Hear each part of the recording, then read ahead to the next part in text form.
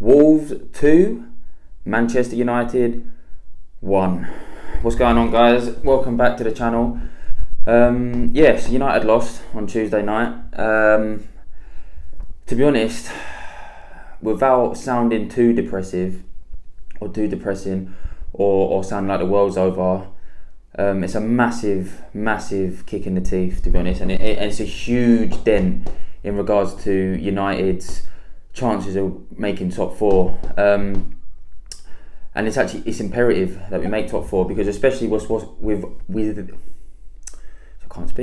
what is going on with our current transfer and player contract dealings, it's all a bit of a mess, isn't it? It's all a bit of an absolute shower of shit, really. And there's only one man to blame, and one family to blame, and that's Ed Woodward and the Glazers. You got Ander Herrera joining PSG, signing a 200 grand a week contract. And don't get me wrong, is he worth 200 grand a week? Technically no, but why would you not? You're going to lose him on a free. You give him a 3-year contract, 200 grand a week. I think it's approximately 14 to 20-ish million pound. You're going to have to spend that to double that to replace him, and he gets United. He gets the fans. He's passionate about the club, and since Ollie's been in, he's been, quite frankly, one of our best players. And now we're going to lose him on a free because they're too stingy.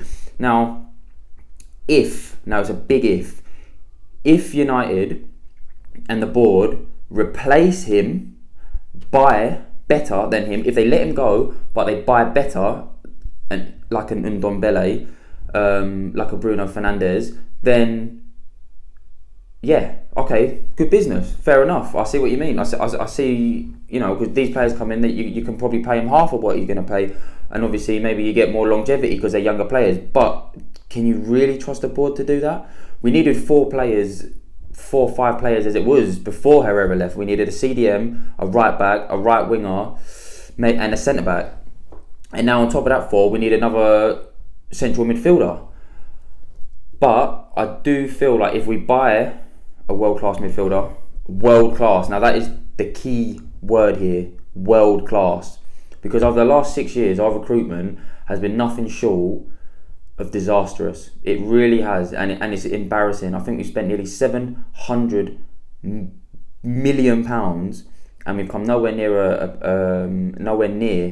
a Premier League, and we've only just got into the quarterfinals of a Champions League against Barca with a caretaker manager, Solskjaer, who obviously now is the permanent manager. So yeah, I just want to quickly talk to you about where I think United are at the moment, and to be fair, we're hanging on a cliff edge. We are. It is a very, very thin line between going from having sacked Mourinho to the good run that Solskjaer went through, which was literally the honeymoon period. We were on cloud 9, beating PSG. That was where it really went wrong, really, after PSG, because we beat PSG, right, went through, and then we played Arsenal. We played fairly well, lost, and then we played Wolves in the Cup, lost, and that was probably our worst performance. And then it was the international break. Then we played Watford, didn't play well, lost, and then we played Wolves again and lost. And it's a bit like you're scratching your head thinking, what's going on? What? How is that? What is going on?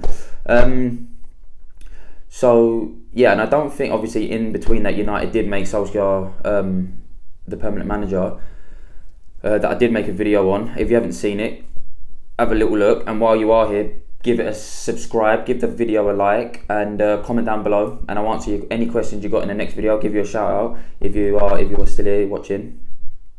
So yeah, literally after that, it's just gone all tits up, really, and I'm sort of sitting here scratching my head thinking, why? It's too easy to say, they've given Solskjaer the job too early. They should have waited till the end of the season. Now, like I said in the previous video, I would have personally waited till the end of the season. But now they have given him the job, I would prefer them to have given him the job, because I want Solskjaer to be the manager, and I want to see what he's got. And let's be honest, he's playing in his squad right now is a mixture of Moyes, Van Gaal and Mourinho signings, half of which are not Manchester United players. And I think if you're a Manchester United fan and you've seen United over the last 20 odd years, 30 years, you'll know that United do actually have a specific type of player that we normally go for. And as quality as Mata has been for us, you wouldn't say Mata is a Manchester United player.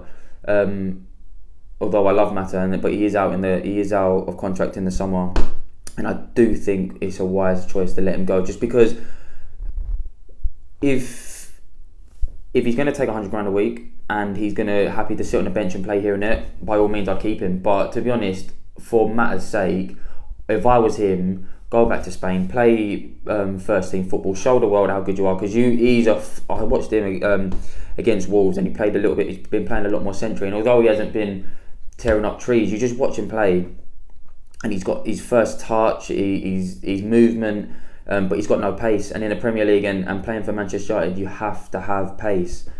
So yeah, if he's obviously going to go, and I think it's been in the papers today that there's six players apparently on the chopping board to go. Just to rattle off a few, I think it's Herrera, Rojo, Valencia, Herrera, and then two more that I can't think of it off the top of my head, but them sort of fringe players.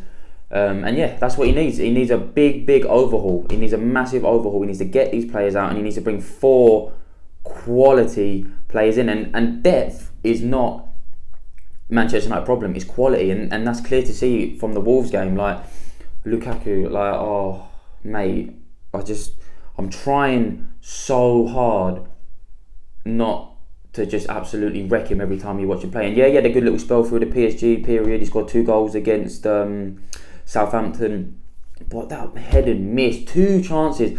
How many times this season has he missed clear-cut chances that if he puts away, we most likely go on the game and win it? We'd probably be comfortable in the top 4 right now if Lukaku had put away some of them chances. And obviously the Lingard chance as well, and you're just thinking it's not going to be our day. And at that point we were 1-0 up. Brilliant strike from McTominay. And to be honest, if I'm Solskjaer, I keep McTominay in the team over Matic, because I think Matic is good. I do rate Matic, right, but he's so slow and he cannot play 2 games a week. There's no way he can't. I don't think he can even manage a game a week. To be honest, I'd rotate with Matic and McTominay, because he just looks so leggy. Like, he just looks so slow, sloppy. He takes too many touches.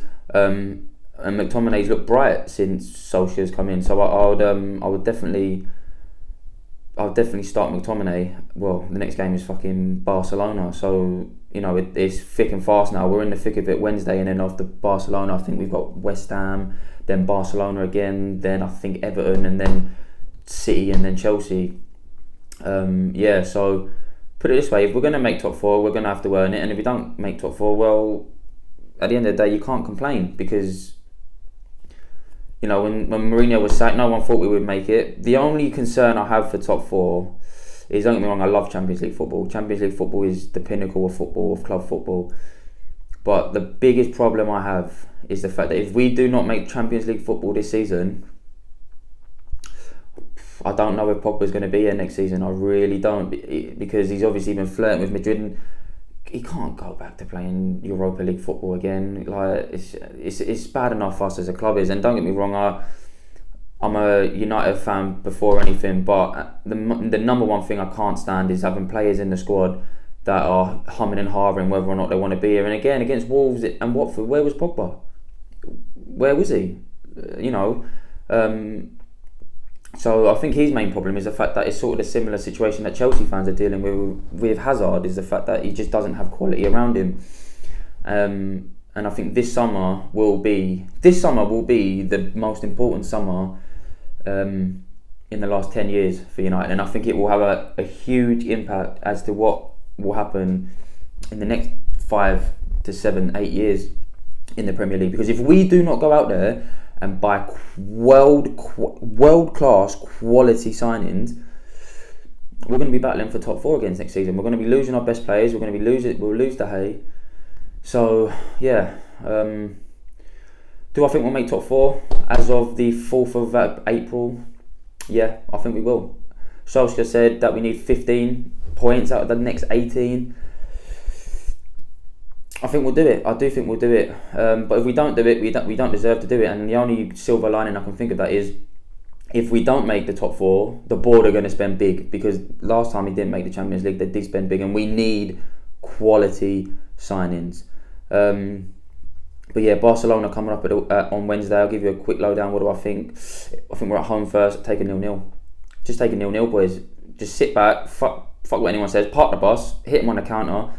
If we get a 0-0 at home, then we go to the new camp. You know, as long as they don't get an away goal, we score at their new camp. Because you're not going to outplay Barcelona. And the thing is, Messi's just about coming into form. Like, Messi coming into form is imagine what Messi normally is like, and then him then coming into form. And I think they actually did rest him and come off the bench and save Barcelona. I'm not too worried about the rest of the squad, I'm not going to lie, but Messi on his own, you have to fear him at the end of the day. I think we'll really see what Solskjaer's got over the next coming weeks. And this is the one thing that kind of made, like, don't get me wrong, the Wolves result was a disaster. It really was. I think we're 2 points off 4th, who's Arsenal, who've got a game in hand. If they win that, with them 3 points off 4th on Tottenham, they jump over Tottenham. But Arsenal have got Everton away as their game in hand, and that could be a banana slip for them. It really could. But yeah, do you know what? I think from where we were 6 months ago, you just got to take it on the chin and just take every game as it comes. But yeah, the Glazers and Ed Wood would have really got to pull their finger out this summer and do the business. But yeah, anyways, guys, if you're still here, big thanks to you. Yeah, I'm starting to get a bit more consistent with the videos now, just kind of rack them out. So if you are here, please give us a like, give us a subscribe, and in a bit.